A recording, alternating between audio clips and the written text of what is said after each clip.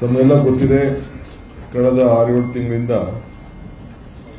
ನಮ್ಮ ಯೂತ್ ಕಾಂಗ್ರೆಸ್ ಚುನಾವಣೆಯ ನೋಂದಣಿ ನಡೀತು. ಈ ವರ್ಷ ಒಂದು ಹೊಸ ಮಾದರಿಯ ಎಲೆಕ್ಷನ್ ಅನ್ನ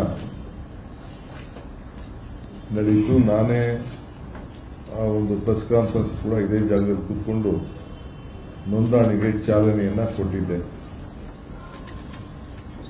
ಇವತ್ತು ಆ ಚುನಾವಣೆ ಎಲ್ಲ ಮುಗಿದಿದೆ. ಕಳೆದ ವಾರ ರಿಸಲ್ಟ್ ಕೂಡ ಅನೌನ್ಸ್ ಆಯಿತು. ರಿಸಲ್ಟ್ ಅನೌನ್ಸ್ ಆದಮೇಲೆ ನಿನ್ನೆ ನಮ್ಮ ವರಿಷ್ಠರು 3 ಜನ ಅಭ್ಯರ್ಥಿಯನ್ನ ಅವರು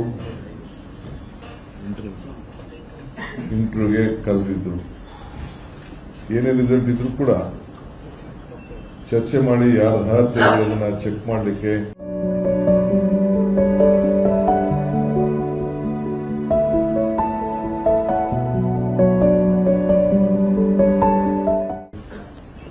ಕರೆದಿದ್ರು.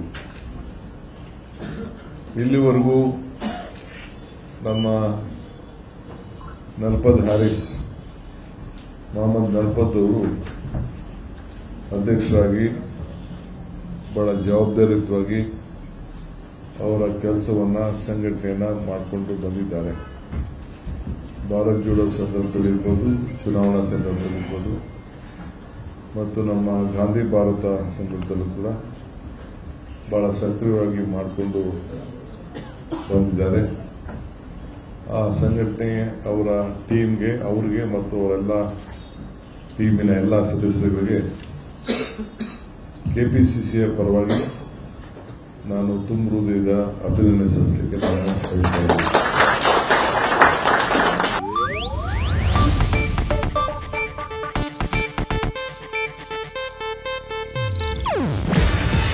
ಇದು ಏಷ್ಯಾನೆಟ್ ನ್ಯೂಸ್ ನೆಟ್ವರ್ಕ್ ಪ್ರಸ್ತುತಿ.